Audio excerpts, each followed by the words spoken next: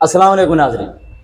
वैसे तो आज आपके लिए बहुत ज़्यादा न्यूज़ हैं, ब्रेकिंग न्यूज़ हैं, लेकिन 3 जो बड़ी ब्रेकिंग न्यूज़ हैं वो मैं आप तक पहुंचाना चाहता हूं। सबसे बड़ी ये है कि इस्लामिया यूनिवर्सिटी जो वाक़या हुआ है उससे मुतालिक एक आपको ख़बर देनी है कि उसमें जो मेन किरदार है रिटायर मेजर इजाज़ हुसैन शाह साहब, उससे मुतालिक आपको न्यूज़ देनी है। और सनम जावेद के हस्बैंड अतीक साहब वो गिरफ़्तार हो चुके हैं सिर्फ शक की बुनियाद पर। और ये सिर्फ ये नहीं है कि उस पर शक है कि उसको गिरफ़्तार किया गया सिर्फ प्रेस कॉन्फ्रेंस करवाने के लिए, क्योंकि इमरान खान साहब और जो दीगर पीटीआई वर्कर्स और कारकुनान हैं, सनम जावेद, तैयबा राजा और उसके साथ जो दीगर ख़वातीन गिरफ़्तार हैं, उसको अहमियत दे रहे हैं और उनकी तारीफ़ें करें, उनकी हौसला अफजाई करें। और साथ में ये भी ख़बरें आ रही हैं कि इमरान खान साहब हो सकता है कि सनम जावेद साहिबा को वो टिकट भी फराहम करें, तो उसके शौहर को गिरफ़्तार कर लिया गया। वो क्यों किया गया वो भी आपको बताते हैं। दूसरा ये कि एक बहुत बड़े मुजरिम को अदालत ने ना बग़ैर किसी दबाव के, बग़ैर किसी प्रेशर के जो है ना उसको 5 लाख रुपये जुर्माना और मेरे ख्याल 2 या 3 महीने कैद की भी सज़ा सुनाने का जो है वो फ़िल वक्त न्यूज़ आ रही हैं। लेकिन वो मुजरिम कौन सा है वो मैं आपको जो है ना डिटेल बताता हूँ। सबसे पहले इस्लामिया यूनिवर्सिटी और उसका जो मुलज़म नहीं, मुजरिम ही उसको कहेंगे क्योंकि उसने एतराफ़ जुर्म कर लिया है। वो है जी रिटायर मेजर इजाज़ हुसैन शाह साहब ने। एक तो उसके जो मोबाइल से है, आईफोन से 5 से 6 हज़ार जो है वो नाज़ेबा वीडियोज़, उसमें नंगी वीडियोज़ देखी गई हैं और पकड़ी गई हैं। अभी उसके जो मोबाइल का फ्रांसिक है वो अभी जारी है, उसमें मज़ीद जो करैक्टर्स हैं वो सामने आ रहे हैं। 5 तो प्रोफेसर जो हैं वो इसमें मुलव्वस पाए गए हैं। अभी वो ख़ुद बता रहे हैं कि इसमें फ़लाँ जो है ना बंदा या किरदार जो है वो मुलव्वस है। अभी ये छानबीन और तफ्तीश इन्वेस्टिगेशन होना बाकी है कि ये वो लोग कर क्यों रहे थे और किस की खातिर कर रहे थे। अभी जो न्यूज़ आ रही हैं मुबैना तौर पर वो ये आ रही हैं कि इसमें एक बहुत ही बड़ी पॉलिटिकल पार्टी की सरबराह खातून मुलव्वस है और वो ये क्यों कर रही है, सिर्फ ब्लैक मेलिंग की खातिर। आप सुनते आ रहे हैं कि वो ख़ुद एतराफ़ कर रही हैं कि उनके पास फ़लाँ की और कुछ जजेस की और ब्यूरोक्रेट्स की और पता नहीं किस की बड़े बड़े ताकतवरों की, ओहदेदारों की जो है उनके पास प्रूफ हैं, वीडियोज़ हैं कि अगर वो दिखा दें तो पूरे सोशल मीडिया में या पूरे मुआशरे में या पाकिस्तान में तहलका मच जाए। तो आप जो चीज़ समझ रहे हैं, जिसकी तरफ आपका इशारा जा रहा है, तो यकीनन वही बात है। मज़ीद इन्वेस्टिगेशन जारी है। अब आपको एक और बात बतानी थी जिसका मकसद था व्लॉग बनाना, वो ये कि इजाज़ हुसैन शाह साहब सैयद, वो ख़ुद को सैयद कहलवाते हैं, उनको जब अदालत में पेश किया गया तो उनको हथकड़ी लगी हुई थी, लेकिन हथकड़ी के ऊपर जो है काला कपड़ा डाला हुआ था ताकि किसी को नज़र ना आए और उसकी शान में जो है गुस्ताखी ना हो और उसका जो इमेज है वो डैमेज ना हो। जबकि पीटीआई जो ख़वातीन कारकुनान हैं उनके मुंह पर कपड़ा डालकर अदालत में पेश किया जाता है। और मजाल है कि किसी जज ने कहा हो कि सनफ़ आहिन या सनफ़ नाजुक, उनसे आप इस तरह का गैर इंसानी रवैया नहीं कर सकते। एक शक की बुनियाद पर एक खातून को पकड़ लें और उसके मुंह पर कपड़ा डालकर, इस तरह तो आपने अभिनंदन के साथ नहीं किया और ना कुलभूषण के साथ किया है। इस तरह जासूस और गद्दारों के साथ किया जाता है, लेकिन आप पाकिस्तानी कौम के साथ जो है ना इस तरह कर रहे हैं और सिर्फ शक की बुनियाद पर पहुँच।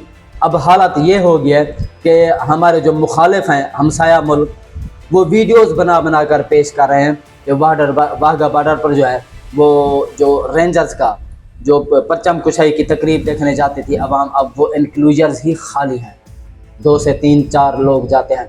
अब ये सुनने में आ रहा है कि बसें भर कर जो है ना वहाँ लोग लाए जा रहे हैं, वो भी मुफ्त में, हालांकि वहाँ टिकट लेकर जाना पड़ता है।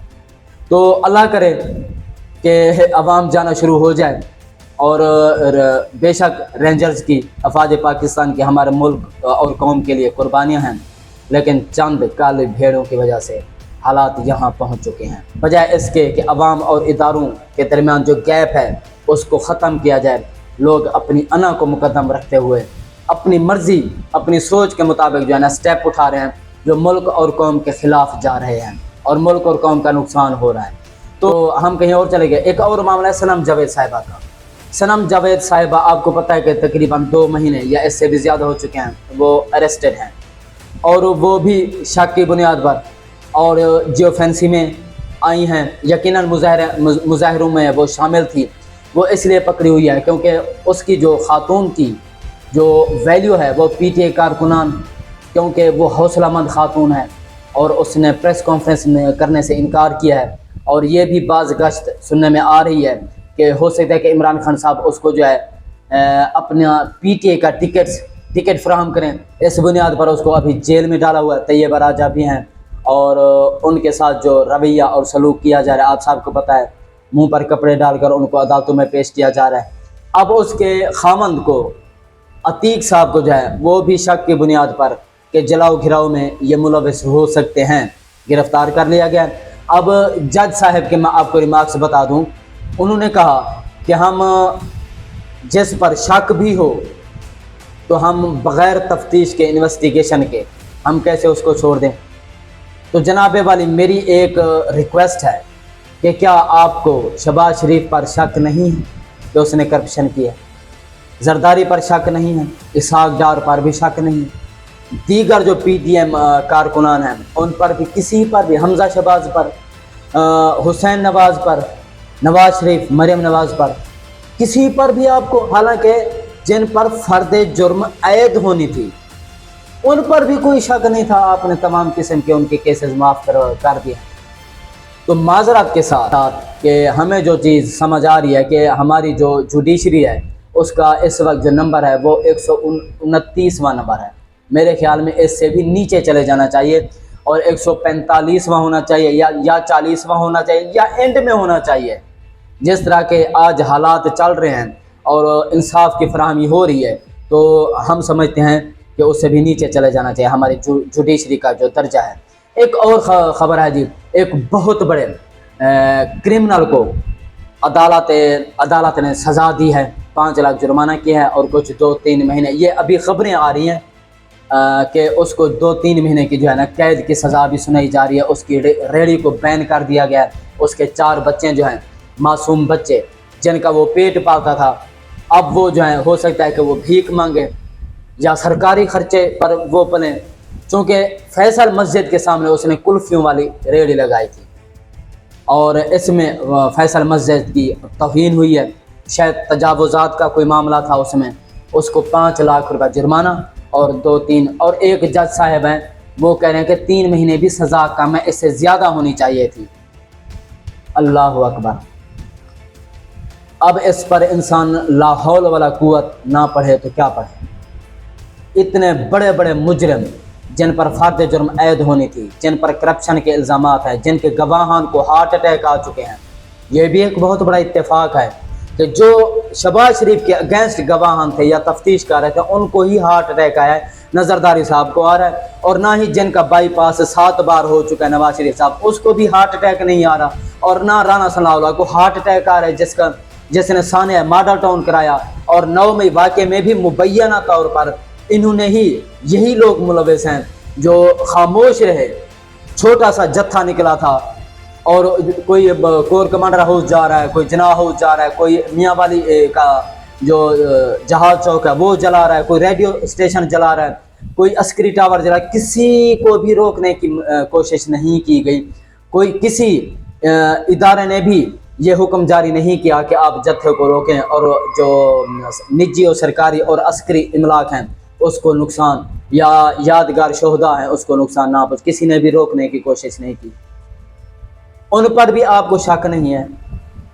اتنے بڑے بڑے مجرم آزاد گھوم رہے ہیں, لیکن ایک کلفی والا جو ہے جس نے ریڑھی لگائی ہوئی تھی, 4 بچوں کا پیٹ پال رہا تھا, اس کو آپ 5 لاکھ جرمانہ اور 2-3 مہینے, وہ بھی آپ کہہ رہے ہیں کہ یہ سزا کم ہے. یہ حالات ہے ہمارے سسٹم کا, ہماری جوڈیشری کا. عوام کس سے امیدیں رکھے؟ جو کرپٹ ہیں, مافیاز ہیں, جو طاقتور ہیں, ان پر ہاتھ نہیں ڈال سکتے. جو چھوٹے بیچارے معصوم, جو کمزور ہیں, جو چھوٹے چلو ٹھیک ہے, یہ وہ تجاوزات کا معاملہ تھا, آپ اس کو وارننگ دے دیتے, اس کو بھی سمجھ لگ جاتی تھی کہ مجھے وارننگ ملے, میں نے وہاں کلفی والی ریڑھی نہیں لگانی, وہ سمجھ جاتا, آپ اس کو نوٹس دیتے. یا ایک دو دن حوالات میں رکھ کے پھر آپ اس کو چھوڑ دیں. انتہائی افسوس کا مسئلہ ہمارے لیے، ہماری قوم کے لیے، اور ان بے شرموں کے لیے جو ایسے نظام، ایسے کرپٹ لوگوں کو اور ایسے کرپٹ مافیاز اور نااہل مافیاز کو سپورٹ کر رہے ہیں. اللہ حافظ.